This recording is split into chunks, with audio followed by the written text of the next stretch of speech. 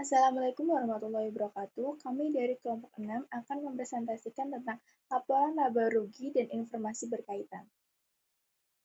Kelompok kami terdiri dari Herlinda Amelia dengan MPM akhir 045, Dia Ananda Rehatus Zakia dengan MPM akhir 046, Sabil Kezalimatul Nafia dengan MPM akhir 082, dan Nailah Nikmatul Haq dengan MPM akhir 179. Yang pertama yaitu laporan laba rugi.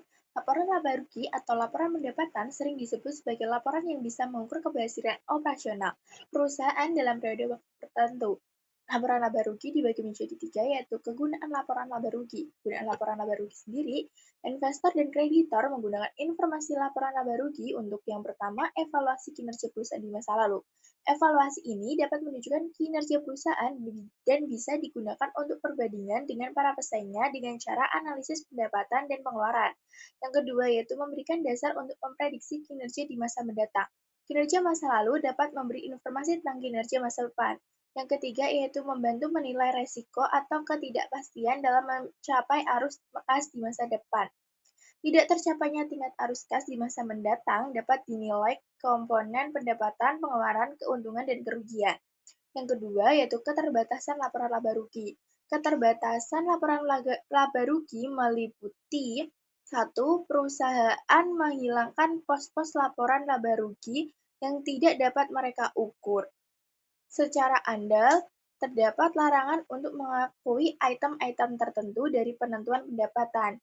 Yang kedua, yaitu angka pendapatan dipengaruhi oleh metode akuntansi yang digunakan. Perusahaan-perusahaan memiliki metode yang berbeda satu sama lain untuk mendepresiasikan aset tetap.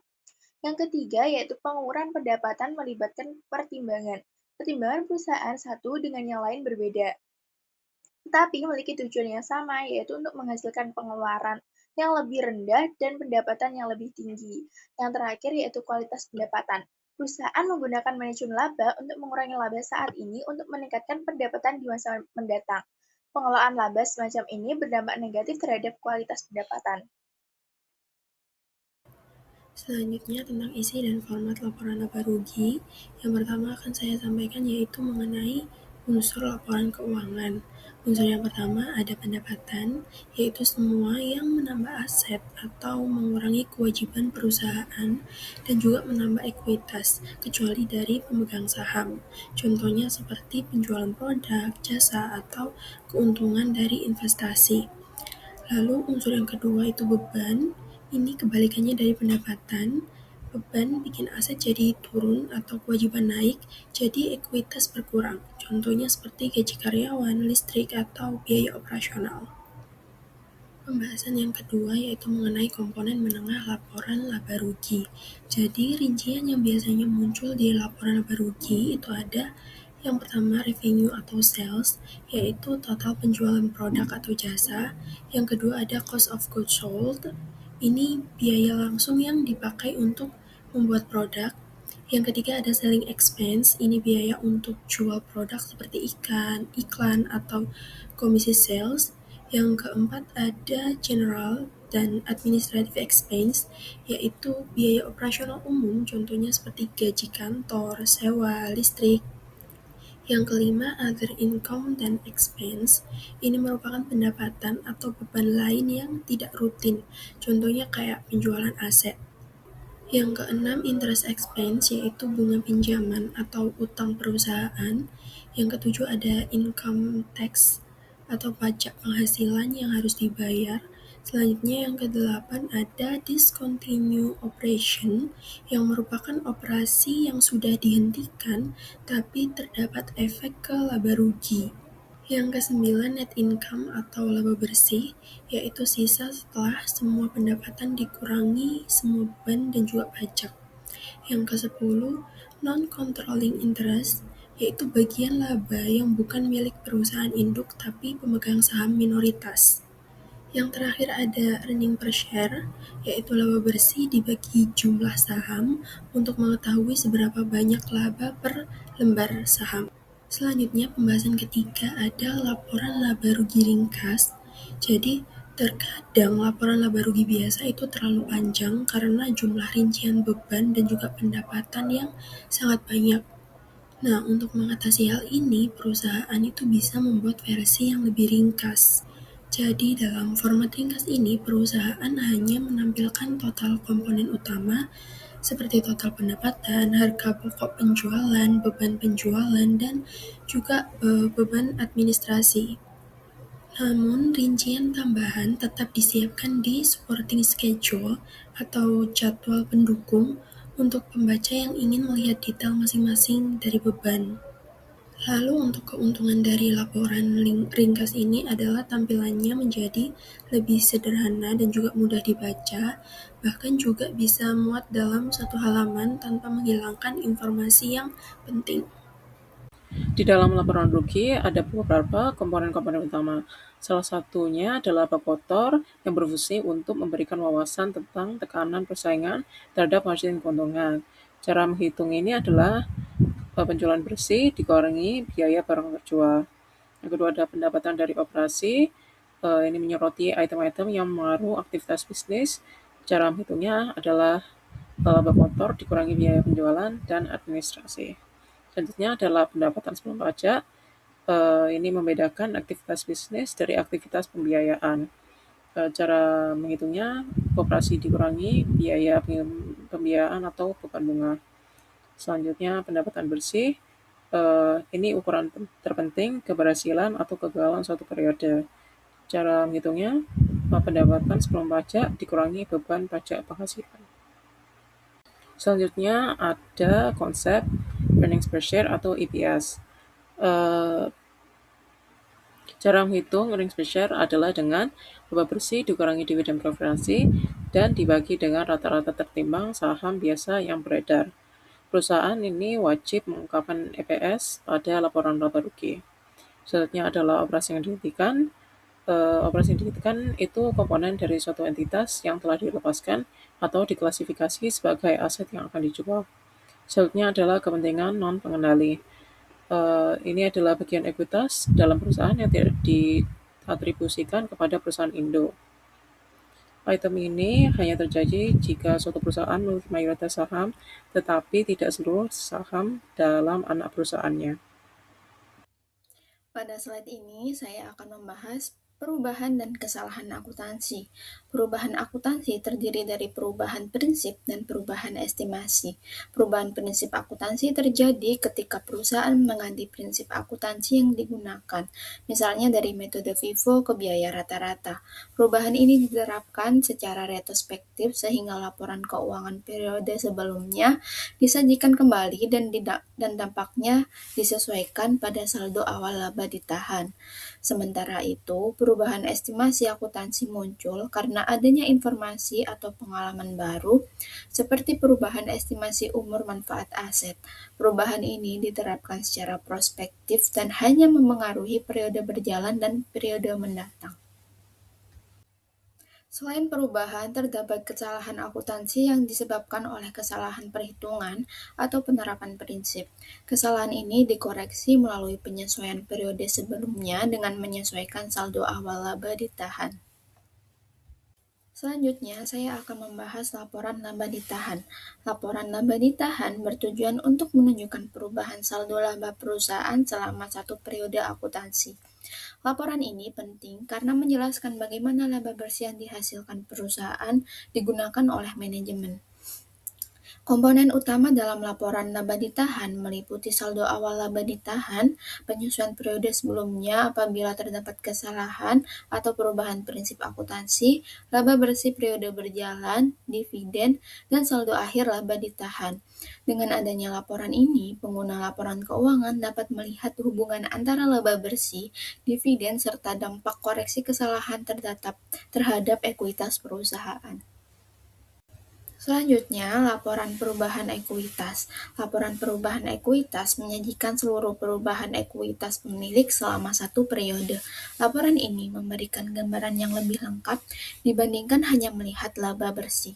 Komponen yang disajikan antara lain modal saham, IO saham, laba ditahan, serta akumulasi penghasilan komprehensif lain. Di dalamnya tercakup laba bersih, penghasilan komprehensif lain, dividen, serta kontribusi pemilik. Dengan demikian, laporan ini membantu pengguna laporan keuangan memahami pergerakan ekuitas perusahaan secara menyeluruh. Lalu kita akan membahas bab 5 dengan materi laporan posisi keuangan dan laporan arus kas. Pada slide pertama ini, saya akan menjelaskan penggunaan dan keterbatasan laporan posisi keuangan. Laporan posisi keuangan atau neraca menyajikan aset, liabilitas, dan ekuitas perusahaan pada suatu tanggal tertentu. Laporan ini memberikan gambaran posisi keuangan perusahaan secara menyeluruh pada satu titik waktu. Dari sisi penggunaan, laporan ini bermanfaat untuk menilai likuiditas perusahaan, yaitu kemampuan perusahaan memenuhi kewajiban jangka pendek. Selain itu, laporan posisi keuangan juga digunakan untuk menilai solvabilitas dan fleksibilitas keuangan, serta mengevaluasi struktur modal dan tingkat imbal hasil. Informasi ini membantu pengguna laporan keuangan dalam memprediksi jumlah, waktu, dan ketidakpastian arus kas di masa depan. Namun, laporan posisi keuangan juga memiliki keterbatasan.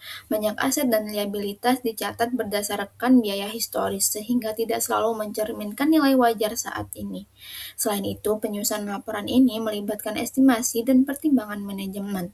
Terakhir, laporan posisi keuangan tidak mampu mencerminkan seluruh nilai ekonomi perusahaan, seperti kualitas manajemen atau reputasi. Laporan posisi keuangan terdiri dari 3 elemen utama, yaitu aset, liabilitas, dan ekuitas. Aset merupakan sumber daya yang dikendalikan perusahaan sebagai hasil dari peristiwa masa lalu dan diharapkan memberikan manfaat ekonomi di masa depan. Aset diklasifikasikan menjadi aset lancar dan aset tidak lancar. Aset lancar mencakup kas, piutang, dan persediaan, sedangkan aset tidak lancar meliputi investasi jangka panjang, aset tetap, dan aset tak berwujud. Kemudian liabilitas adalah kewajiban kini perusahaan yang timbul dari peristiwa masa lalu dan penyelesaiannya mengakibatkan arus keluar sumber daya. Liabilitas juga diklasifikasikan menjadi liabilitas lancar dan liabilitas tidak lancar. Dan yang terakhir, ekuitas merupakan hak residual pemilik atas aset perusahaan setelah dikurangi seluruh liabilitas. Ekuitas terdiri dari modal saham, agio saham, saldo laba, dan komponen ekuitas lainnya. Selanjutnya, saya akan menyampaikan tentang penyusunan laporan posisi keuangan yang terdapat 2 cara. Yang pertama ada formulir akun atau account form. Di sini aset itu ditempatkan di sisi kiri, sedangkan ekuitas dan kewajiban di sisi kanan. Mirip kayak the account. Nah, kelebihannya kita itu bisa langsung lihat perbandingan aset dengan kewajiban dan juga ekuitas, tapi kekurangannya kita itu butuh ruang yang lebih lebar. Yang kedua ada formulir laporan atau report form. Bentuknya vertikal, jadi bagian aset, liabilitas, dan juga ekuitas itu disusun ke bawah dalam satu halaman. Kelebihannya ini tuh bisa lebih ringkas, biasanya cukup satu halaman. Terus kekurangannya, perbandingan antar sisi itu tidak sejelas akun form. Laporan selanjutnya yang akan dibahas adalah laporan arus kas. Laporan arus kas adalah dokumen keuangan yang melaporkan perubahan rinci dalam arus kas selama periode waktu tertentu. Laporan ini mencatat berapa banyak uang yang masuk ke rekening perusahaan dan berapa banyak yang keluar, atau inflows dan outflows. Fungsi laporan arus kas adalah untuk memberikan informasi yang relevan tentang penerimaan dan pengeluaran kas suatu perusahaan dalam suatu periode. Kontennya sendiri adalah yang pertama, aktivitas operasional. Ini melibatkan dampak kas dari transaksi yang masuk ke dalam penentuan laba bersih. Selanjutnya adalah aktivitas investasi, meliputi pemberian dan penagihan pinjaman, serta perolehan penutusan investasi atau properti. Selanjutnya adalah aktivitas pembiayaan. Aktivitas ini mengukur arus kas bersih antar perusahaan dan pemilik atau krediturnya, yang mencerminkan bagaimana perusahaan memperoleh modal dan membiayai operasionalnya.